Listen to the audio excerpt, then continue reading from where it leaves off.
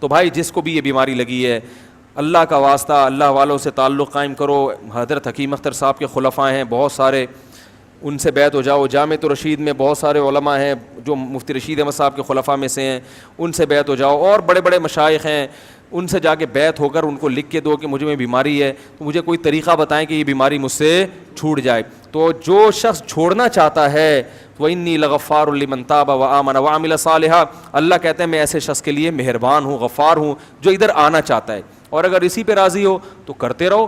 پھر یہ یاد رکھو یہ بڑھاپے میں بھی یہ بیماری نہیں چھوڑ. بدنام ہو جاؤ گے، ذلیل ہو جاؤ گے، لوگ انگلیاں اٹھائیں گے کہ یہ گندا آدمی ہے، اولاد انگلیاں اٹھائیں گی کہ ہمارا باپ برا. یہ برائی چھپتی نہیں ہے، یہ پکڑا جاتا ہے انسان کہیں نہ کہیں.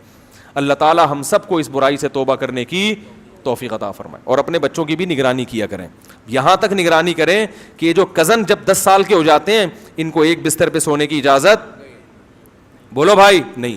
مائیں اس بات کا خیال کریں کہ جب آپ کا بچہ 7-8 سال کا ہے تو اس کو کزنوں کے ساتھ بھی تنہائی میں جمع نہ ہونے دیں. خواتین اس بارے میں بے پرواہ ہوتی ہیں، وہ کیا کرتی ہیں 6-7 سال کا بچہ ہے تو وہ کزن لے گئے، اس کو کوئی جو ہے نا، زیادہ تر بیماری یہ کزنوں سے پھیلتی ہے، بتا دوں میں. کزن میں کوئی ایک بھی گندا ہوگا نا، وہ کیونکہ ان سے انسان بے تکلف ہوتا ہے. ہمارے پاس جو کیسز آتے ہیں جب ان کی تحقیق میں جاؤ تو اکثر میں کیا ہوتا ہے، کزن میں کوئی یہ خراب ہے نا، وہ سب سے پہلے کس کو نشانہ بناتا ہے؟ اپنے کزن کو. اور ان سے لوگ احتیاط بھی نہیں کرتے کہ یہ تو بھائیوں کی طرح ہے.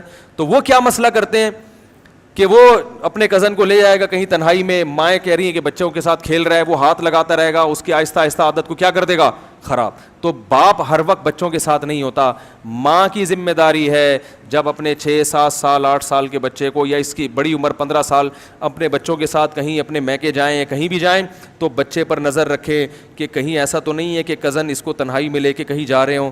بچوں کو، اپنے بچوں کو کزن کے ساتھ ایک بستر پہ سونے، بول لو بھائی، میں یہ نہیں کہہ رہا سارے کزن غلط ہوتے ہیں، ایک غلط کی وجہ سے 100 کے ساتھ احتیاط کرنی پڑتی ہے. ارے جو بھی کسی عورت کی طرف دیکھتا ہے تو غلط نہیں، اسے تھوڑی دیکھتا ہے، لیکن بہت سے دیکھتے بھی ہیں تو ان ایک کی وجہ سے سب کو کہا جاتا ہے کہ عورت دیکھ کے کیا کیا کرو، نظر جھکی. اسی وجہ سے، ورنہ سارے کو ٹھرکی تھوڑی ہوتے ہیں کہ جس کو بھی دیکھ رہے ہیں غلط نہیں ایسے دیکھ رہے ہیں. تو احتیاط تو چند ایک کی وجہ سے سب کو حکم دیا جاتا ہے نا. اچھا مجھے ایک بات بتاؤ، آپ اپنے پیسے اپنے بٹوے میں چھپا کے کیوں رکھتے ہو؟ کیا یہ سارے چور بیٹھے ہوئے ہیں یہاں پہ؟ ارے بھائی اعتکاف والے جتنے یہاں بیٹھے ہوئے ہیں اپنا موبائل بھی چھپا کے رکھیں گے ہیں، اپنے پیسے بھی بہت لاکر میں ڈالیں گے، اور یہ ساری، تو کیا یہ سارے اعتکاف والے چور ہیں؟ سب سے احتیاط کی جاتی ہے اس لیے کہ کوئی بھی چور ہو سکتا ہے جس کے چہرے پہ لکھا ہوا نہیں ہے، تو اس ایک کی وجہ سے سب سے احتیاط. تو یہی اصول وہاں کیوں سمجھ میں نہیں آتا کہ بھائی اپنے بچے کو بچا کے رکھو لڑکوں سے، 100 میں ایک اگر غلط ہوا تو ہمیں اس پہ لکھا ہوا نہیں ہے، اس ایک کی وجہ سے باقی 99 سے بھی احتیاط کرنی پڑ رہی. تو مائیں خاص طور پر خیال کریں اپنے بچوں کا، جب جاتی ہیں عید بقرعید پہ ملنے کے لیے، کہیں بھی رہتی ہیں جا کے، اپنے بچوں کو حفاظت سے رکھیں، کزنوں کے ساتھ تنہائی میں جمع نہ ہونے دیں. سونے کا تو سوال ہی پیدا نہیں ہوتا کہ ایک بستر پہ وہ بچہ کزن کے ساتھ سو جائے، نہ. بعض دفعہ ایسے بھی ہوتا ہے بے خیالی میں ادھر ادھر ہاتھ لگ گیا، اس سے جذبات بھڑک گئے تو یہاں سے عادت شروع ہو جاتی ہے، پھر یہاں سے عادت خراب ہونا شروع ہو جاتی. اور بہن کے ساتھ بھی بچے کو ایک بستر پہ سونے نہ دیں. ہاں سگا بھائی ہے اور قریب العمر ہیں، ان میں یہ خطرہ نہ ہونے کے برابر ہوتا ہے.